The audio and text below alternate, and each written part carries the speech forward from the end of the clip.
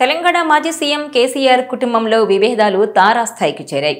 ప్రత్యేకించి అన్నా చెల్లెళ్ల మధ్య పోడ్చలేనంత అగాధం ఏర్పడ్డట్టు అంచనా వేస్తున్నాయి రాజకీయ వర్గాలు. తనకు పార్టీలో సరైన ఆదరణ లభించడం లేదని కుంగిపోయిన కవిత ఇటీవల తండ్రికి రాసిన లేఖ సంచలన సృష్టించింది. అందులోని అంశాలతో పాటు ఆ తర్వాత చేసిన వ్యాఖ్యలు కూడా ఇంకా కలకలం రేపాయి. కేసీఆర్ దగ్గర కోవర్టులున్నారని, ఆయన దేవుడే గాని చుట్టూ దయ్యాలున్నాయంటూ కవిత లెటర్లో రాసిన అంశాలు రాజకీయంగా తీవ్ర చర్చనీయాంశంగా అయ్యాయి. బీఆర్ఎస్ను బీజేపీలో విలీనం చేసేందుకు కుట్ర చేస్తున్నారని కవిత చేసిన వ్యాఖ్యలు తెలంగాణ రాజకీయాల్లో సంచలనానికి తెరలేపాయి. అప్పటి నుంచి సొంత ఎజెండాతో కార్యక్రమాలు నిర్వహిస్తున్న కవిత తాను ప్రారంభించిన జాగృతిని పటిష్టం చేసే ప్రయత్నాల్లో ఉన్నారు. సింగరేణిలో సొంత దుకాణం, టీచర్స్ యూనియన్స్లో కూడా సొంత ఎజెండా, బీఆర్ఎస్కు బదులుగా జాగృతిలో చేరికలు, కేసీఆర్ను కాళేశ్వరం కమిషన్ విచారణకు పిలవడాన్ని నిరసిస్తూ ధర్నాలు, ఆర్టీసీ ఛార్జీల పెంపుపై ఆందోళన లాంటి సొంత కార్యక్రమాలతో దూకుడుగా ఉన్నారామె. అసలామె అమెరికా నుంచి వచ్చి వ్యాఖ్యలు చేసిన నాటి నుంచి ఇప్పటి వరకు తండ్రి కేసీఆర్ ఆమెతో మాట్లాడలేదట. కూతురు అలా మాట్లాడాక తనను కలవమని కూడా చెప్పలేదు కేసీఆర్. ఆయన పిలవకపోయినా సరే తానే వెళ్లి కలవడానికి కవిత ప్రయత్నించినా కూడా కుదరలేదట. ఈ క్రమంలోనే జరిగిన తాజా ఘటనపై ఆసక్తికరమైన చర్చ మొదలైంది. ఆ దృశ్యాన్ని నిశితంగా గమనించిన వాళ్లకు కూతురి మీద కేసీఆర్ కోపం తగ్గలేదని, కవిత మీద కేసీఆర్ ఇంకా సీరియస్ గానే ఉన్నట్టు అర్థమవుతోంది. ఎందుకంటే కేసీఆర్ కాళేశ్వరం కమిషన్ విచారణకు హాజరవుతున్నారని తెలిసిన కవిత ఎలాంటి ముందస్తు సమాచారం లేకుండా, తనకు ఆహ్వానం కూడా లేకుండా, చెప్పా పెట్టకుండా డైరెక్ట్ గా ఉదయమే ఫామ్ హౌస్ కు వెళ్లారట. భర్త అనిల్తో కలిసి ఎర్రవల్లిలోని ఫామ్ హౌస్ కు వెళ్లారు కవిత. అయితే చాలాసేపు తండ్రిని కలవడానికి, పలకరించడానికి ప్రయత్నించినా కుదరలేదని చెబుతున్నారు ఆ టైంలో ఫామ్ హౌస్ లో ఉన్న కేసీఆర్ సన్నిహితులు.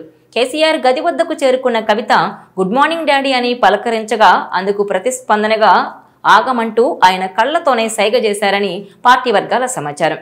ఇక కమిషన్ ఎదుట విచారణకు హాజరయ్యేందుకు కేసీఆర్ బయటకొస్తున్న క్రమంలో ఆయనకు ఎదురుపడేందుకు ప్రయత్నించారామె. అయినా సరే ఆమె వైపు తిరగకుండానే, కనీసం చూడకుండానే డైరెక్ట్ గా వెళ్లిపోవడం స్పష్టంగా కనిపించింది.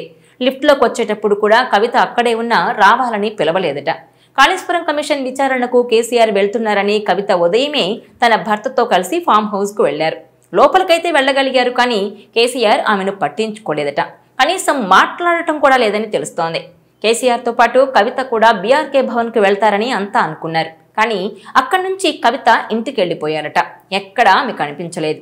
అసలు ఫామ్ హౌస్ కు కవితను ఎవరూ ఆహ్వానించలేదని, ఆమె వచ్చినప్పటికీ కేసీఆర్ మాట్లాడలేదని బీఆర్ఎస్ వర్గాలు చెబుతున్నాయి.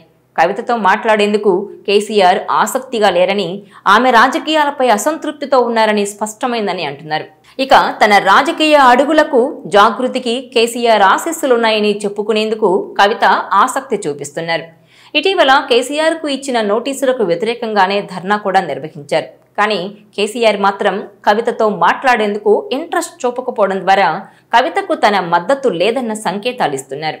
ఎలా చూసినా ఫామ్ హౌస్ లో కవితకు అవమానం జరిగిందని బీఆర్ఎస్ వర్గాలు చెబుతున్నాయి. తండ్రికి తాను మద్దతుగా వచ్చినా కనీస గౌరవం కూడా ఇవ్వలేదన్న భావనలో కవిత ఉన్నారని అంటున్నారు. ఈ పరిణామం మరిన్ని కీలక పరిణామాలకు దారితీసే అవకాశం కనిపిస్తోంది. ఇక బీఆర్కే భవన్లో ఏర్పాటు చేసిన విచారణ కమిషన్ ఎదుట హాజరైన కేసీఆర్ కు జస్టిస్ పీసీ ఘోష్ నేతృత్వంలోని కాళేశ్వరం కమిషన్ సుమారు 50 నిమిషాల పాటు ప్రశ్నించింది. దాదాపు 18 ప్రశ్నలు ఆయనకు సంధించారట. వాటికి సమాధానంగా తెలంగాణలో పోటు ఆనకట్టల నిర్మాణానికి ప్రభుత్వం, కేబినెట్ ఆమోదం ఉంది. ఇది వ్యక్తిగతంగా తాను తీసుకున్న నిర్ణయం కాదు. వ్యాప్కోస్ సిఫారసుల మేరకే రీ ఇంజనీరింగ్ జరిగింది. అన్ని అవసరమైన అనుమతులు, నివేదికలు తీసుకున్నామని చెప్పారట కేసీఆర్. కాళేశ్వరం కార్పొరేషన్ ప్రత్యేకంగా ఏర్పాటైంది నిధుల సమీకరణను వేగంగా పూర్తి చేయడానికి. బ్యారేజీల స్థల ఎంపిక, మార్పులు, ఇంజనీర్ల సాంకేతిక నిర్ణయాలని, ఇక బ్యారేజీల నీటి నిల్వ సామర్థ్యం నిర్ణయించడంలో సాంకేతిక బృందం సూచనలు పాటించారని వివరించారట. ప్రాజెక్టుకు సంబంధించి operation and maintenance book GO number 45ను కమిషన్కు అందజేశామన్నారు. నీటి లభ్యతను దృష్టిలో పెట్టుకుని కాళేశ్వరం ప్రాజెక్టు ప్రారంభించామని స్పష్టం చేశారట కేసీఆర్. కేబినెట్ సమావేశాల్లో జరిగిన చర్చల ఆధారాలు ఉన్నాయని కూడా చెప్పారట. విచారణ అనంతరం కేసీఆర్ తన సమాధానాలు పూర్తి చేసిన తర్వాత బీఆర్కే భవన్ బయట వేచి చూస్తున్న తన అభిమానులకు అభివాదం చేస్తూ కారులో బయలుదేరి వెళ్లిపోయారు. ఆయన వెంట హరీష్ రావు కూడా ఉన్నారు. మొత్తంగా ఫామ్ హౌస్ కు వెళ్లిన కవిత తండ్రిని కలవడానికి చేసిన ప్రయత్నాలేవి ఫలించలేదనే తెలుస్తోంది. కేసీఆర్ రెస్ట్ తీసుకునే మొదటి అంతస్తు వరకు వెళ్లినా కూతుర్ని పలకరించలేదట ఆయన. మాజీ ఎంపీ సంతోష్తో కలిసి పైనుంచి లిఫ్ట్లో వచ్చిన కేసీఆర్ మెట్లు దిగి వచ్చిన కూతురు వైపు కన్నెత్తి కూడా చూడలేదట. సో దీన్ని బట్టి చూస్తుంటే కవిత చాలా డ్యామేజ్ చేసిందన్న భావన కేసీఆర్లో ఉన్నట్టు అంచనా వేస్తున్నారు పరిశీలకులు.